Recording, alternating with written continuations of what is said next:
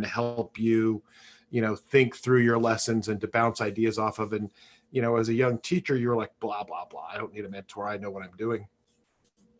And now in this environment, this virtual environment, it has become really crystal clear how important and how valuable it is to have a colleague who's in the same place as you, but maybe just doing what Mike's going to do, just kind of make sure people can get into the room, monitor chat if there's necessary, chat questions, and so on.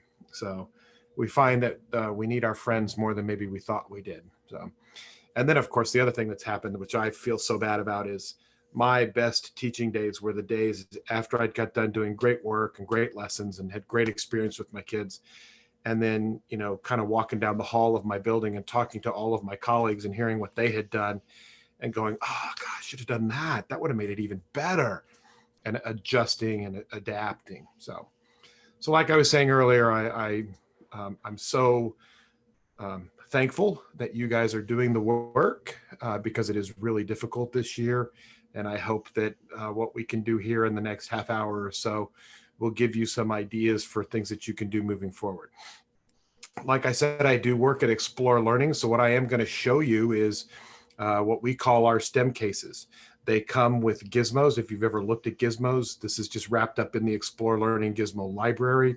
And the Gizmo library is over 500 online simulations for math and science, but we're going to focus specifically today, this evening, the last Friday, the 13th of 2020. We're going to focus today on our STEM cases. So I'm going to share my screen and we're going to go ahead and get started. Dun, dun, dun. Here we go. Great. I'm going to start with just kind of a brief PowerPoint. And you know what? I don't even think I'm going to, yeah, okay, whatever. We'll put it in presentation mode just because we can. But there's no magic on this PowerPoint. The big thing that I want to show you is I want to get through this to kind of just lay the foundation of what our STEM cases are so that you'll know what you're going to see when we get in and look at a STEM case online. It's very hard to show a STEM case online because they are not gizmos. If you know what a gizmo is an open-ended inquiry-based simulation. You can drop into a gizmo at any moment and create different scenarios and different cases and different investigations, and then see what happens when you press play. Cases, on the other hand, are much more linear.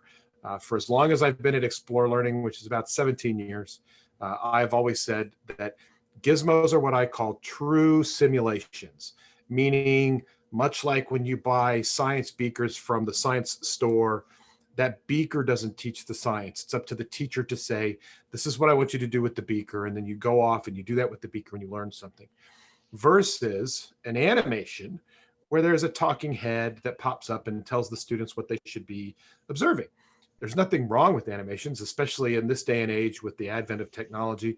There's some brilliant animations that are out there, things that have done by Neil deGrasse Tyson, what's his name, Bill Nye the Science Guy. Even some of the stuff that's been done by Khan Academy are really good and really valuable and can help kids learn and bring content in front of them. And what we're going to look at with a STEM case today is a bit of a deviation from a true classic gizmo because it is a bit more of an animation. It's a bit more directed, but I would say that it's even better than some of those that we've seen in the past. So what does a traditional case study look like? Well, traditionally it's passive. Kids read and they're asked questions, but we're scientists. We live this. So let's have students do what we do. And in that case, what we're talking about are interactive case studies where kids act like scientists to solve problems, real world problems. These are not made up problems that we just kind of wanted to see if kids could figure out how to push the science underneath it. So they play the role of a STEM professional. They interact with virtual environments. They have to have great problem solving skills. They practice critical thinking. And what they do is they're presented at the beginning with a problem that they have to identify. And then from identifying that problem, they then have to go in and do a little learning, a little research about the science to the problem. They collect and analyze and interpret data. They form a hypothesis. Then they test and revise the hypothesis and they communicate their findings. Gizmos can take anywhere from 10 minutes to 30 minutes, depending upon how long you want to push it. An interactive case, on average, will probably take a student 40 minutes to solve. Because it's also linear, if a student doesn't have 40 minutes to sit and do it, they can stop and come back and pick up where they left off. A gizmo, on the other hand, doesn't do that. A gizmo says, this is the timestamp. If you have to leave and you come back, we'll start back at the beginning. So in this case, we're going to take a look at one on coral reefs. And you can see there's a little video running, and the students have to identify the problem. And in this case, we're noticing that the coral reefs are having some trouble. You see the little blue pop-ups that come up along the way. Those happen on the product to kind of pull the kids to the next page. And what's happening right now is the students are just kind of getting some background information on the case. And once they've got that background information, they will then start looking at the laboratory handbook. And on this one, we're going to talk about photosynthesis. One of the reasons why I love this particular case is because oftentimes students come away from any sort of photosynthesis conversation thinking about plants that grow above ground, right? Trees and flowers and bushes and so on. But photosynthesis is more than that. Photosynthesis is also things that are happening under the water as well. So once the kids complete that introduction, they then go into the handbook. And as you can see, that blue light pops up and it pulls the kids through what they need to understand to solve the problem. In this case, the coral reefs are dying. And so the kids have to figure out why are they dying, and can we fix it, and what happens if they die. So we're looking at, the Calvin cycle, and we're looking at photosynthesis, and we're looking at carbon factors and so on. And this is extremely robust. Now, most of the cases that we have on the website right now are primarily for high school students, and again, primarily for biology. We have about 14 that are there. We are building more, and as we build more, they will become available. Chemistry is the next big topic that we're tackling, and we're looking at pushing them into middle school, as well as life science, which we've pushed, and we've just recently published one for life science to the elementary, middle, and high school.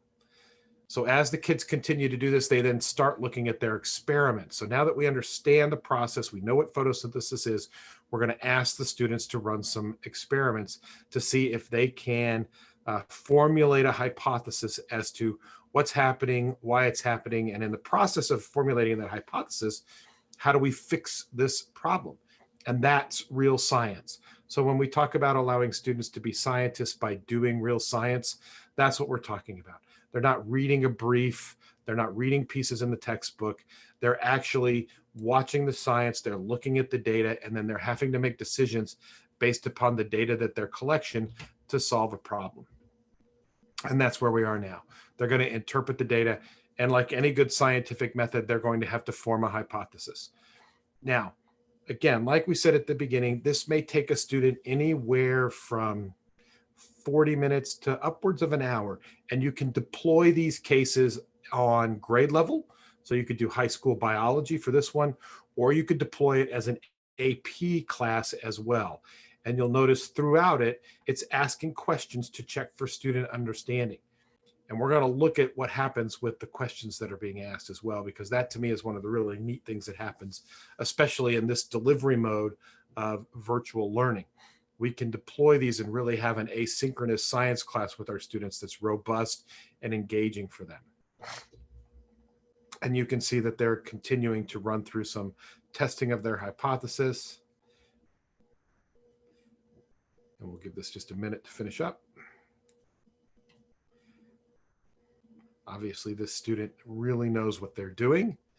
That's the best part about making these little PowerPoints, is that we can create the perfect student.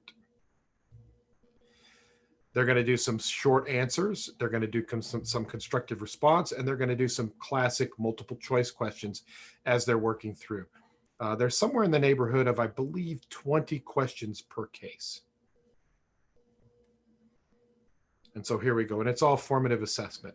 And this is the question that we've always asked ourselves. I know my students are engaged, but I'd like to know what they're thinking. So there's 15 to 25 embedded assessment questions in each. The student data is sent to the teacher in real time. And that to me is the key, especially with what we're doing in this day and age, where we've got kids that are learning remotely. The fact that this data can be delivered in real time, you could deploy a case to your students virtually, sit at your desk in your classroom or in your home office, and as the kids were answering, you could actually see how they were answering, and that's the heat map, what you're seeing there now. And the heat map is a brilliant, brilliant tool, because if you were to notice that a student, like you'll notice that last student there was really struggling, you could send that student a message and say, hey, take a break, stop. Let's go back. Let's do a little bit more reading. This is obviously, a struggle for you, for a singular student. You could also look down the columns. And if you began to see an error pattern on the columns, you could say, okay, that's something that I need to focus back in on as I go through and do some post-teaching after we finished the case. And basically what we're doing is we're stopping misconceptions. We can view these performances by skill. We can view these performances by standards as well. So you can see core correlations, predictions, data analysis, and so on. So we can take this overall assessment and then begin to just sift it and look at specific pieces. And then there is a teacher version. And the teacher version is nice because since a case is meant to be more of an animation, meaning that the students need to start and stop, the teacher version allows the teacher to just kind of go through, quickly review the content. Whoops, got a little ahead of myself. Quickly review the content and make sure that this is appropriate for what they want their students to do. And then there's the standalone handbook. So a case can be deployed in a handful of ways. It can be deployed as an on-grade level full case. It can be deployed as an on-level AP full case, or it can be deployed as a standalone handbook. And the great part about doing the standalone handbook is that it has a few extra concepts in it. And it's really a nice way to kind of go back and review to make sure after my students have completed the whole case, maybe I'm looking at that heat map and my kids were really struggling with some areas. Well, why not reassign the case, but only assign the handbook so that the students can go back and they can review that information. Here's what we have right now in the library. So as you can see, it's a pretty decent list. This Property of Matters Elementary one has just come out. And then there's a handful more that are on the block being built. And if you're a subscriber to ExploreLearning Gizmos, you have access to all of these. And as we create more, just like we've always done with our gizmos, as you create more, they will just immediately begin to integrate into the library. So let's jump out here and let's go take a look at ExploreLearning so you can see how it all works. 1 second. There we go. While you're transitioning, a question has popped up. If I can share it with you. Sure, please. A question was asked: if a school has a license for gizmos, does the license give you class access to the case studies? Absolutely, it does. Great question. Like I said there right at the end, if you've got a subscription to Gizmos, you've got a subscription to everything that's in the library. So let's start by unpacking how you could find a case. I'm assuming that whoever asked that question is probably a high school teacher. So there we go. I'm going to show you how I like to find cases. And this is the ExploreLearning interface. Those of you that have Gizmos, you're familiar with this. We've got this little navigation bar here at the top. I'm going to click on Find Gizmos. And all I'm going to do is I'm going to do a keyword search for the word cases. And by doing that keyword search, everywhere you see this little blue frame or the word handbook, that is a case. And this electrons and chemical reactions just released. So if I was going to apply the diffusion case to my students, like we do with all gizmos, we can click on the picture and that'll bring us to the lesson info page. On the lesson info page, this is where we can see how we might want to apply it. So we could give it just as a on grade level high school biology class. We could deploy it as an AP class. This is the total case, handbook and the solving of the problem. If I just want to apply just the handbook on grade level or AP, here's where I'm going to come down and do that.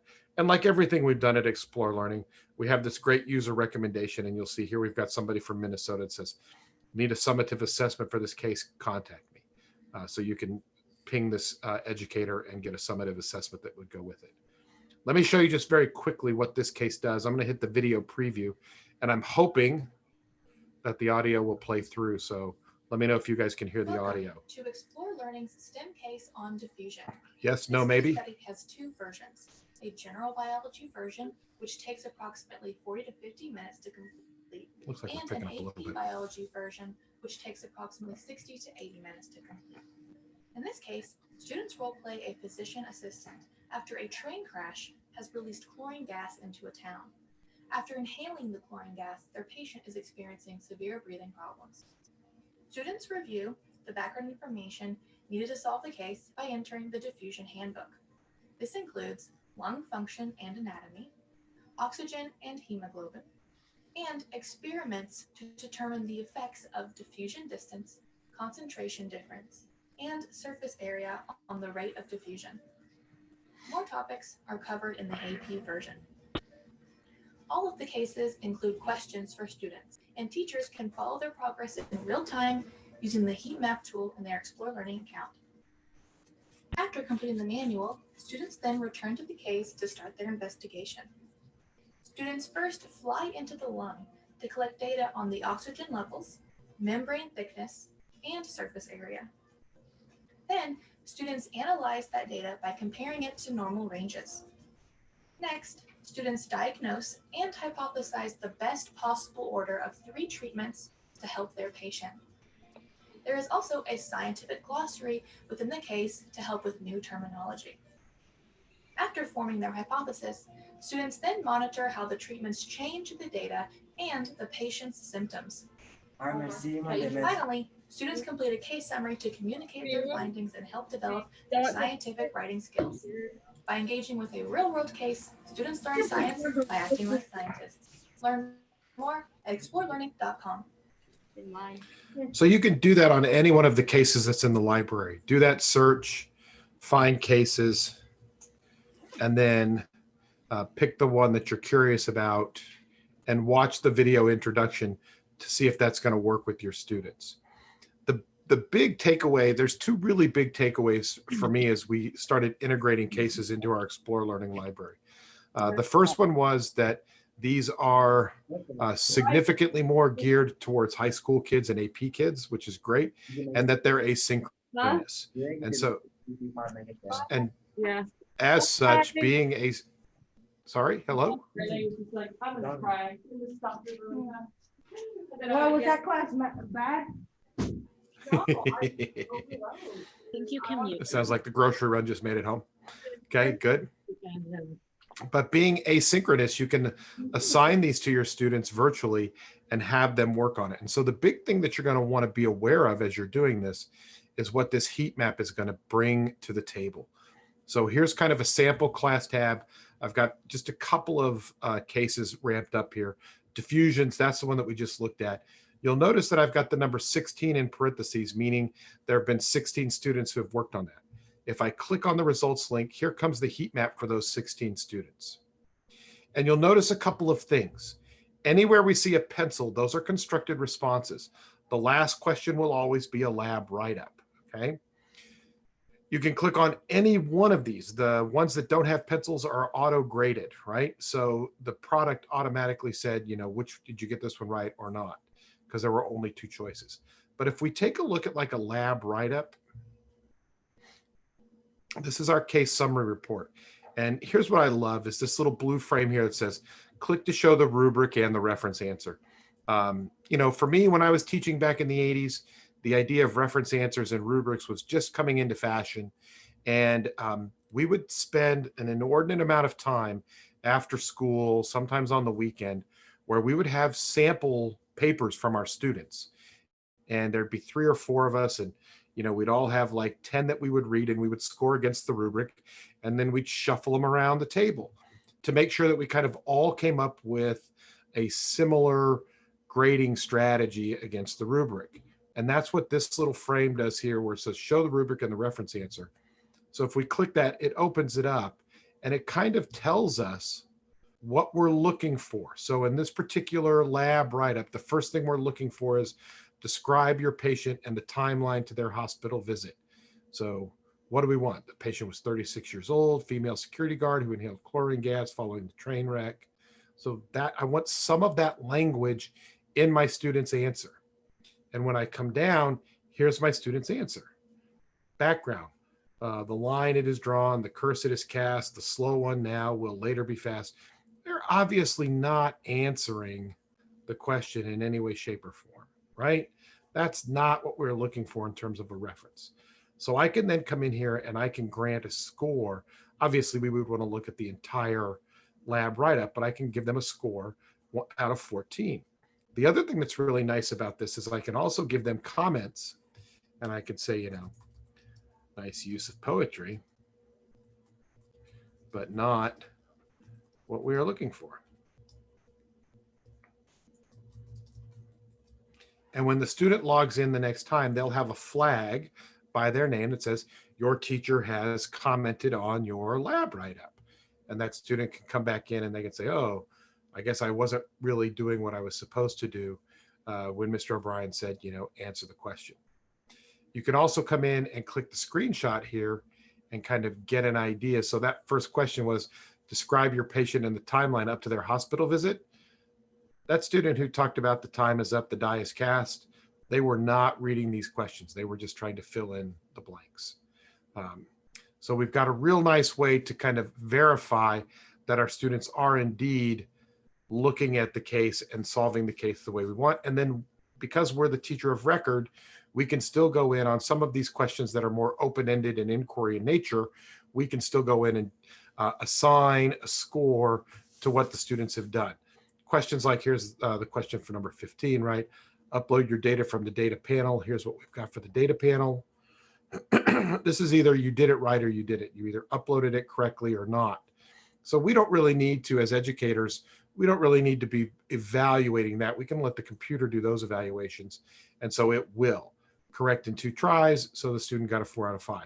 I can, however, still provide comments back if I want to, and encourage my students to maybe slow down and read. You know, you obviously understand this. I wish you would have gotten 4 out of 5. So make sure you're taking your time and reading these questions.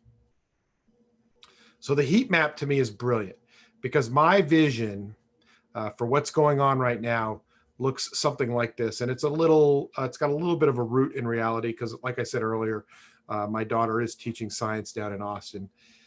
You could assign a case to your class and you could tell them, hey, on Tuesday, I want you guys to jump in and start working on this interactive STEM case.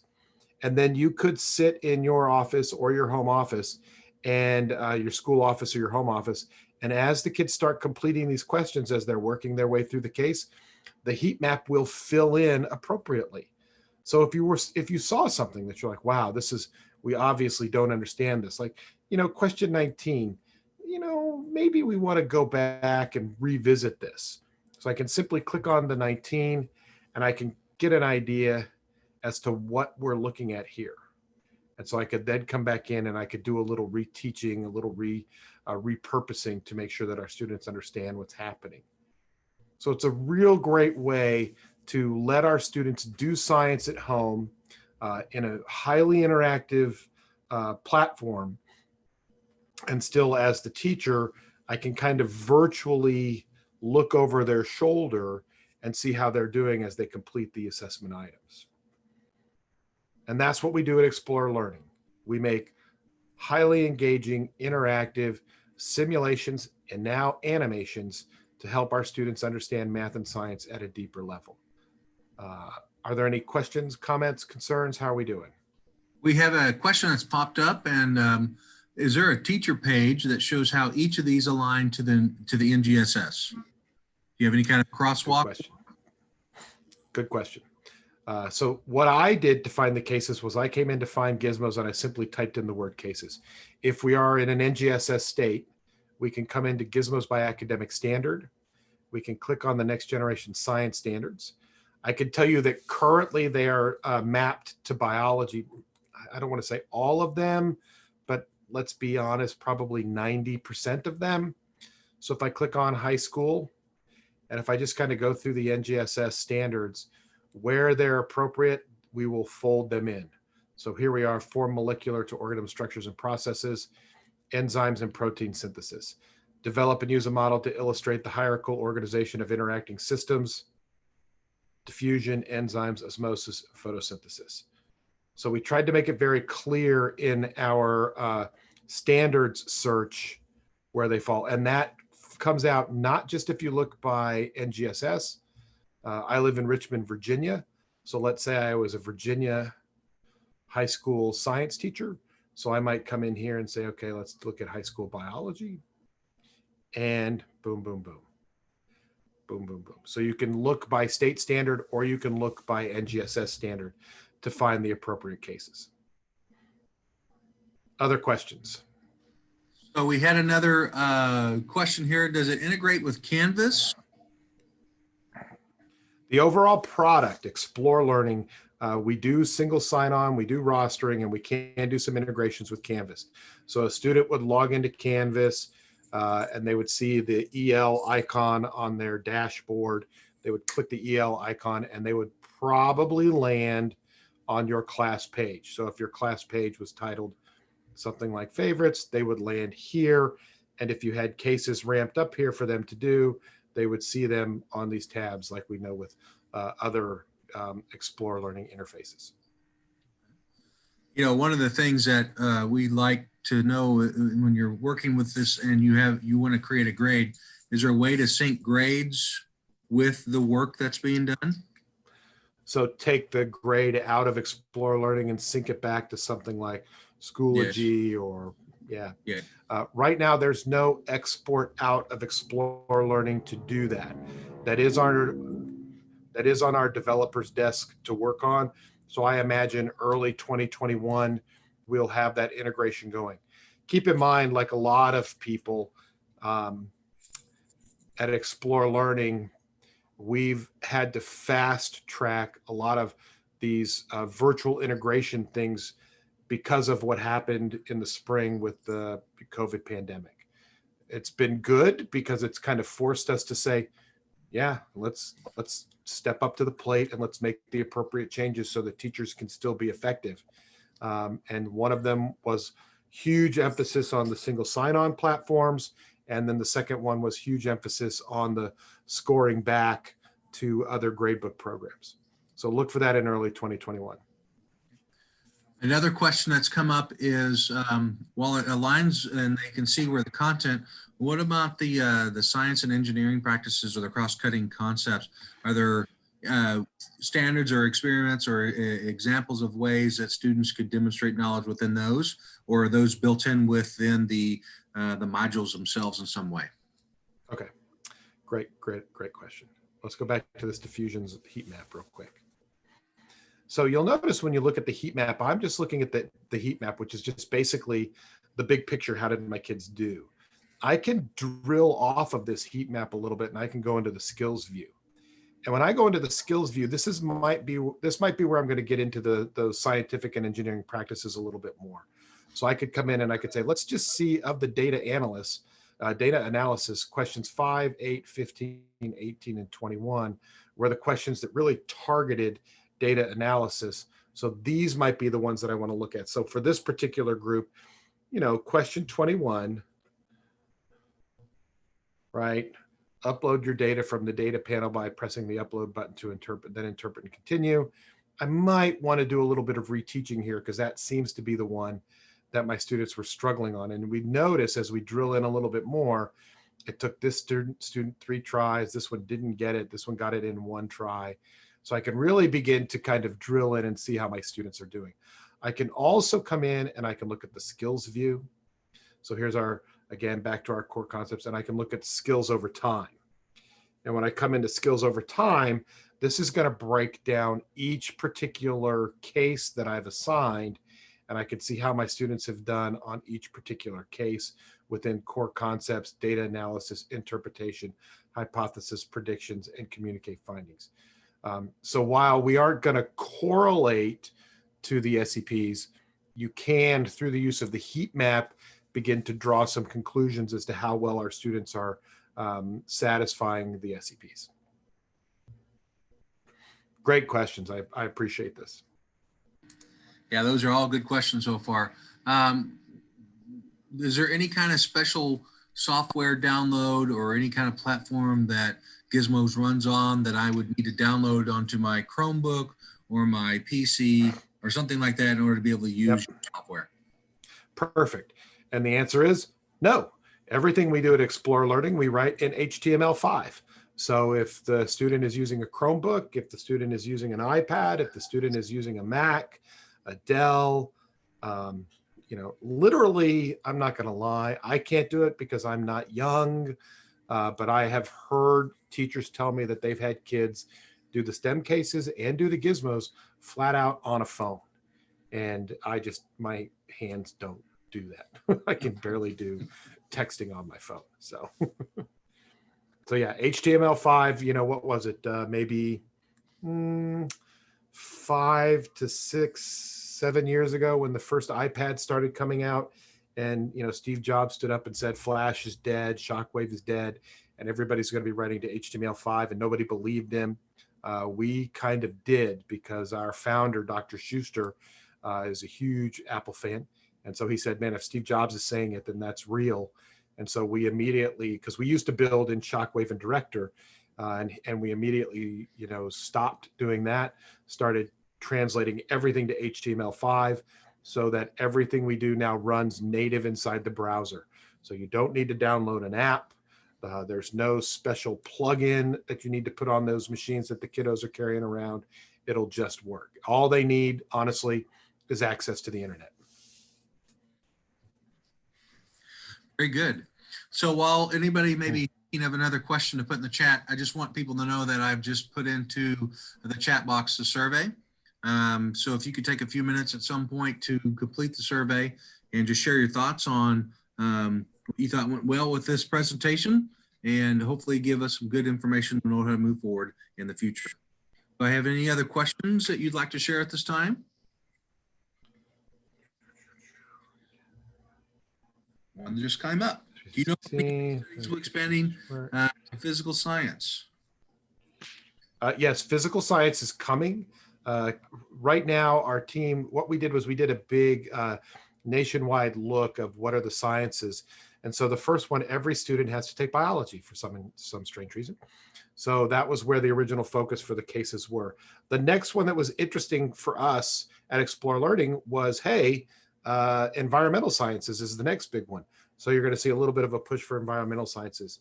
And following that will come physics and chemistry. So we have some great gizmos on thermal energy factors. Yeah, if you haven't looked at those, definitely do. Very, very good. You can also go to explorelearning.com. There's a link at the top right of the page that says sign up for a free trial. Prior to the pandemic, the free trial was kind of like a wonky thing where you got a handful of gizmos and you didn't quite get the full interface.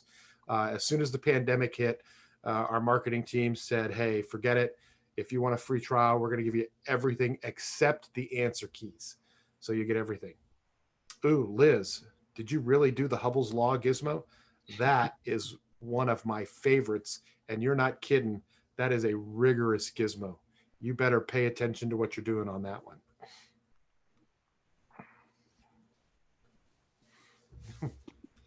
So the better question, Liz, is did you do it or did your kids do it? Yeah.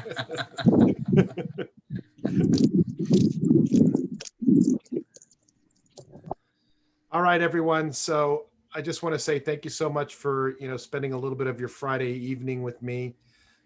It's been my pleasure to talk with you about our STEM cases and a little bit about our gizmos. I hope you take some time to go in and check out explorelearning.com. I'll throw my email address down here in the chat pod, just in case you need any more information. There we go. It's just T O'Brien, IEN, at explorelearning.com. I'd love to hear from you. I'd love to know, how it's going this year. I'm excited to know that there are still such high quality educators that are out there doing the work, because it's a much heavier lift this year than it has been in the past. So really appreciate y'all for that. We thank you for your time today. We've got about 5 minutes left. If there's any other questions, we'll remain online. If not, The next session that you have coming up is from 5:35 to 5:45. It's just some Science Center videos.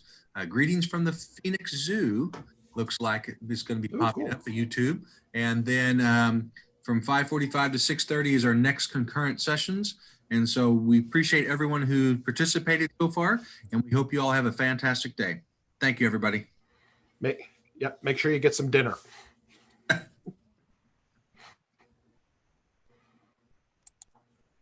All right, Jacob, I'm going to jump. It was great. Thank you. Thank you.